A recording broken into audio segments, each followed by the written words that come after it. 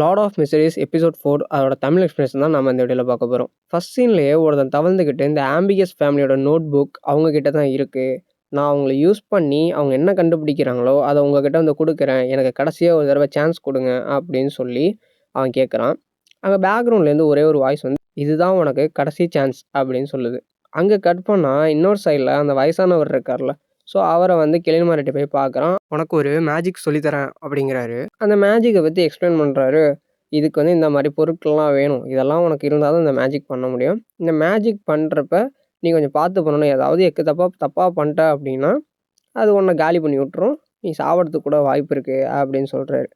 அவர் அந்த மேஜிக்குலாம் என்னென்ன பண்ணணும் அப்படின்னு சொல்லிட்டு இந்த மந்திரத்தெல்லாம் சொல்லி கொடுத்துட்டு கடைசியாக ஒரு பேப்பரில் ஒன்று எழுதிட்டு அதை எரிக்கிறார். அதில் என்ன எழுதியிருக்குன்னா, எனக்கு இந்த மாதிரி ஒரு குறிப்பிட்ட அமௌண்ட் வேணும் இன்னைக்கு அப்படின்னு எழுதியிருக்காரு. இவனும் என்ன யோசிக்கிறான், இதெல்லாம் முட்டாள்தனமாக இருக்குது, இது எப்படி கிடைக்கும் அப்படின்னு சொல்லி யோசிக்கிறான். அதுக்கப்புறம் கிளின்மார்ட்டியை கூப்பிட்டுக்கிட்டு அவர் வெளில போகிறாரு.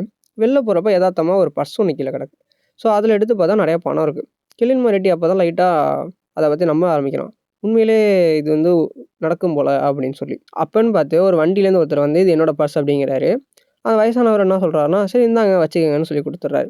இப்போ கிளின்மார்ட்டி என்ன யோசிக்கிறான்னா, இப்போ என்ன பண்ண போறீங்க, அதான் போயிட்டு அப்படின்னு சொல்லி யோசிப்பான். அந்த டைமில் இவர் அந்த பணத்தை திரும்பி கொடுத்துட்டாங்கல்ல நம்பிக்கையாக, ஸோ அந்த ஒரு ரீசனுக்காக அவர் ஒரு குறிப்பிட்ட அமௌண்ட்டு கொடுப்பாரு அந்த வண்டியில் உள்ளவர். ஸோ அதை பார்த்தது தான் புரியுது, அந்த இவர் எழுதி போட்ட அந்த குறிப்பிட்ட அமௌண்ட்டை வந்து அவர் கரெக்டாக கொடுத்துருப்பார். ஸோ அந்த மேஜிக் வந்து ஒர்க் ஆகுது அப்படின்னு கிளின்மார்ட்டிக்கு புரியுது. அது முடிஞ்சதுக்கப்புறமா அந்த வயசானவர் போயிடுறாரு. அதுக்கப்புறம் கிளின்மார்ட்டி ஒரு இடத்துக்கு போகிறோம். அங்கே போனீங்கன்னா ஒரு பொண்ணு வந்து இன்விடேஷன் மாதிரி ஒன்று கொடுத்து, இந்த மாதிரி எங்கள் கிளப்பில் வந்து பாருங்கள், நாங்கள் வந்து இந்த ஃப்யூச்சர் ப்ரெடிக்ட் பண்ணுறது, இந்த ஏற்கனவே ஃபஸ்ட் எபிசோட பார்த்தோம்ல அந்த மாதிரி உள்ளே போய் இவனும் போய் ட்ரை பண்ணி பார்க்குறான். அங்கே ஒருத்தர் வந்து இந்த மாதிரி கார்ட்ஸ்லாம் வச்சுட்டு என்ன சொல்கிறாரு அப்படின்னா, நீங்கள் வந்து ஒரு இடத்துக்கு போகணுன்னு நினைக்கிறீங்க, அது இப்போ முடியாது, பட் ஆனால் மேபி ஃப்யூச்சரில் உங்களால் போக முடியும், அதுக்கான வாய்ப்பு இருக்குது அப்படின்னு சொல்கிறாரு. அப்படியே அவர் இருமவும் இவன் வந்து அவனோட பவரை யூஸ் பண்ணி பார்க்குறான். பார்க்குறப்ப அவருக்கு உடம்புல கொஞ்சம் பிரச்சனை இருக்குது. அதை வந்து எக்ஸ்பிளைன் பண்ணுறான். அந்த மாதிரி டாக்டரை போய் பாருங்கள் இந்த மாதிரி சொல்கிறான். அப்போ அவர் உடனே கேட்குறேன், நீங்களும் டாக்டரா அப்படின்னு சொல்லி கேட்குறாரு. அது கிளின்மார்ட்டி என்ன சொல்கிறான்னா, இல்லை நான் வந்து ஒரு சீர் பியாண்டர்ஸ் அப்படின்னு சொன்னோன்னே, ஓ அப்படியா, காலையிலே சொன்னாங்க இந்த மாதிரி ஒரு சீர் பியாண்டர் வருவாங்க அப்படின்னு சொல்லி சொன்னாங்கன்னே அவங்க சொல்கிறாங்க எல்லாரும், அந்த இதில் இருக்கிறவங்க கிளப்பில் இருக்கிறவங்க. அது யார் சொன்னான்னா, அங்கே ஒருத்தர் இருப்பார் மீட்டிங்கில். ஸோ அவர் தான் சொன்னார், அவரை நீங்கள் போய் பார்க்கணும் அப்படின்னு சொன்னோன்னே இவனுக்கு ஒரு கார்டு மாதிரி ஒன்று கொடுக்குறாங்க. அது ஒரு கிளப்போட மெம்பருக்காக. ஸோ அவனும் போய் பார்க்க போவான். அங்கே ஏற்கனவே ஒரு மீட்டிங் நடந்துகிட்ருக்கும். அதில் வந்து மீட்டிங் முடிச்செல்லாம் போனதுக்கப்புறமா இவன் வந்து அவனோட பவரை யூஸ் பண்ணி பார்ப்பான். ஏதாவது சம்மந்தம் இல்லாமல் கொஞ்சம் டிஃப்ரெண்ட்டாக தெரியுதா அப்படின்னு சொல்லிட்டு. அங்கே எந்த ஒரு பிரச்சனையுமே இருக்காது. அப்போ ஒரு பொண்ணுக்கு வந்து அந்த ஆள் வந்து ஒரு கிஃப்ட் மாதிரி ஒன்று கொடுப்பாரு. அப்போ வரைக்கும் எந்த ஒரு பிரச்சனையும் இருக்காது. அந்த பொண்ணு அதை கிராஸ் பண்ணுறப்ப இவனுக்கு சம்திங் ஒன்று டிஃப்ரெண்ட்டாக ஃபீல் ஆகும். அப்போ திரும்பி அந்த ஆள் வந்து வா உள்ள, யார் நீ அப்படின்னு சொல்லி விசாரிக்கவும் இந்த மாதிரி எல்லாத்தையும் சொல்கிறான்.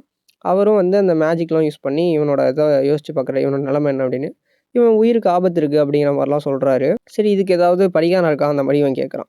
அதுக்கு வந்து அவர் தேடி பார்க்குறேன்னு சொல்லிட்டு இவர் வந்து அந்த மேஜிக்லாம் யூஸ் பண்ணி பார்க்குறாரு. அவருக்கு ஒரு 2 வேர்ட் தெரிய வருது. அது என்ன அப்படின்னா, ஃபேமிலி அண்ட் கேதரிங் அப்படின்னு சொல்கிறாரு. ஸோ ஃபேமிலியோட இருக்கிறதுனால ஏதோ ஒன்று சம்திங் நடக்க போகுது அப்படிங்கிறது தெரிய வருது. அதுக்கப்புறம் கேதரிங் அப்படிங்கிறது வந்து இவன் என்ன நினைக்கிறான்னா, அந்த கிரே ஃபாக் இருக்குல்ல, ஸோ அதை யூஸ் பண்ணி ஒரு இடத்துல மீட்டிங் பண்ணுவாங்களோ ஒரு 3 பேர் சேர்ந்து, அந்த கப்பல்லேருந்து ஒருத்தன், அதுக்கப்புறம் இந்த பிரின்சஸ் ஒருத்தவங்க, ஸோ அந்த இடம். ஸோ இவன் வந்து அதை புரிஞ்சுக்கிட்டு வீட்டுக்கும் போயிடுறான். வீட்டுக்கு போனதுக்கப்புறமா அந்த கரெக்டான சனிக்கிழமை எனக்கு தெரிஞ்சு ஐ திங்க் சண்டேன்னு நினைக்கிறேன். ஸோ அந்த 3 PM போல் மீட் பண்ணணும் அவங்க முடிவு பண்ணியிருப்பாங்க. ஸோ அந்த டேட் அன்னைக்கு இவன் அதுக்காக ப்ரிப்பேர் பண்ணிருக்கான். அங்கே என்னென்ன சொல்லணும் அப்படிங்கிறதுக்காக டீட்டெயில்ஸ்லாம் எலெக்ட் பண்ணி பேசணுங்கிறதுக்காக கலெக்ட் பண்ணியிருப்பான். அப்போ வெளில சத்தம் கேட்கும்.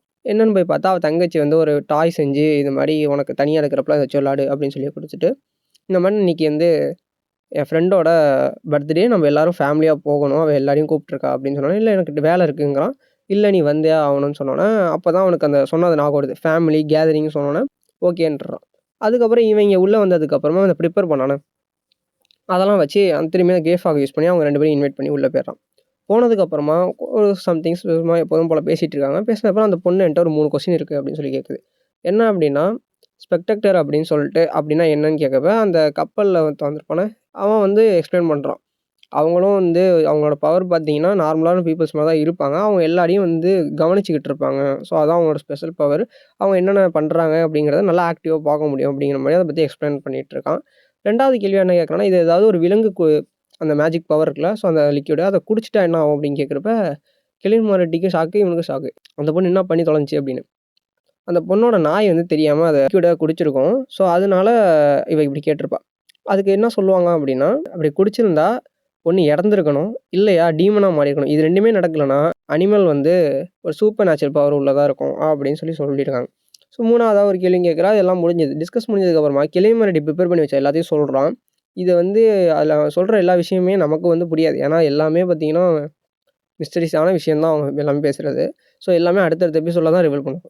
ஸோ அப்படி சொல்றப்ப அந்த கப்பல்ல இருக்கானா, ஸோ அவனுக்கு வந்து ஒண்ணுமே புரியல. இது எல்லாமே எப்படி இவருக்கு தெரியுது அப்படின்னு சொன்னதுக்கப்புறம், அவன் சொல்றான், "நான் வந்து இந்த ஜெனரேஷன சேர்ந்தவனே கிடையாது" அப்படின்னு சொல்லி.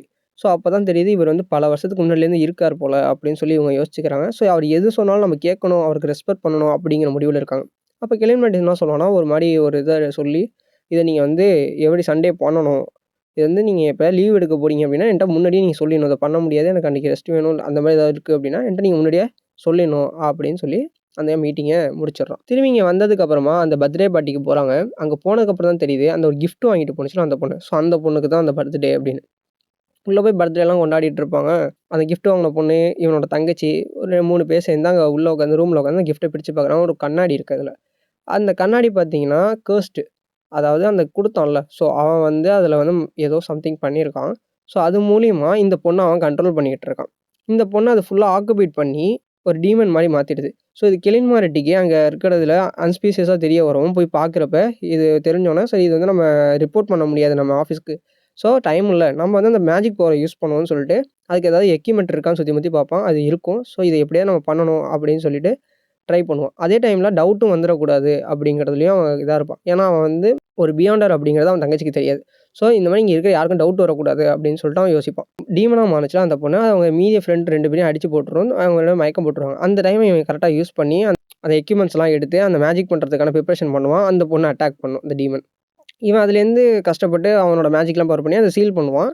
அப்ப வந்து அந்த அந்த சைட்லேருந்து இவன் கண்ட்ரோல் பண்ணுவான். அந்த கண்ணாடி குடுத்தான்ல, அவன் வந்து அந்த சைட்லேருந்து கண்ட்ரோல் பண்ணுவான். கண்ணாடி மூலியமா ஒரு பவர் அவனோட பிளட்டெல்லாம் வச்சு பவர் அனுப்புறான். அந்த பொண்ணுக்கு இங்க பவர் கிடைக்குது. அடுத்த ஸ்டெப்பா திரும்பி அட்டாக் பண்ணுது. இவன் வந்து அந்த புல்லட் வச்சுலாம் ட்ரை பண்ணி பார்க்குறான். சுட முடியல. அப்ப இவனுக்கு வந்து கொஞ்சம் கொஞ்சமா அந்த உயிர் போயிட்டுருக்கும். அந்த டைம்ல பார்த்தீங்கன்னா, இவன் வந்து அந்த ஒரு மேஜிக் நீங்க ஒரு பூஜை மாரி பண்ணணும் அப்படின்னு சொல்லியிருப்பானா, அந்த பிரின்சஸ் வந்து அத பண்ணுவாங்க. ஸோ அது வந்து இவனுக்கு ஹெல்ப்ஃபுல்லா இருக்கும் அந்த இடத்துல. அப்ப திரும்பி வந்து அவளுக்கு பவர் கம்மியாயிடும் அந்த டீமனுக்கு. திரும்பி இவன் என்ன பண்ணுவான் அப்படின்னா, ஆ இங்கேருந்து பவர திரும்பி குடுப்பான். அப்ப அந்த பவர் அதிகமாகுற டைம்ல கிலின் மொரட்டி அந்த மேஜிக்க பண்ணி முடிச்சுரும். அந்த பண்ணி முடிச்சு அதில என்ன எழுதியிருப்பான்னா, அவளோட எல்லா இந்த கர்ஸ் இருக்குல்ல, அது எல்லாமே இந்த கப்புக்குள்ள வந்துரணும் அப்படிங்கிற மாரி இவன் அதில எழுதி எரிச்சுருவான். அதே மாரி அந்த பவர்ஃபுல்லா வந்துரும். அப்ப கண்ணாடி தனியா உழுவுற டைம்ல இவன் கன் எடுத்து அத சுட்டுருவான். இதோட அந்த இடத்துல இருக்கிற பிரச்சனை முடிஞ்சதுக்கப்புறம் தங்கச்சி எழுப்பி பார்ப்பான். ஸோ யாருக்கும் எந்த ஒரு பிரச்சனையும் இல்ல அப்படின்னு சொல்லிட்டு தெரிய வருது. ஸோ இத குடுத்தது யாரு அப்படின்னு சொல்லி கிலின் மொரட்டிக்கு தெரியும். ஸோ அத வந்து அவன் ஆஃபீஸ்ல சொல்லிட்டு, அவனும் அவனோட ஆஃபீஸர் ஹெட்டும் சேர்ந்து போய் பார்ப்பாங்க. அங்க அவன் இறந்து கிடப்பான். ஸோ இந்த இடத்துல இதோட முடிச்சிருக்காங்க. நம்ம அடுத்த எபிசோட் நாளைக்கு ரிலீஸ் ஆகும். நாளைக்கு நான் வந்தோனே சீக்கிரம் முடிஞ்ச வரைக்கும் போட்டுடுறேன். நம்ம சேனல்ல இந்த லார்ட் ஆஃப் மிஸ்டரீஸ நான் எப்போதும் லேட்டா தான் போட்டுக்கிட்டு இருக்கேன். சாரி. இப்போ வரைக்கும் வீடியோ பார்த்த வரைக்கும் தேங்க் யூ. நன்றி.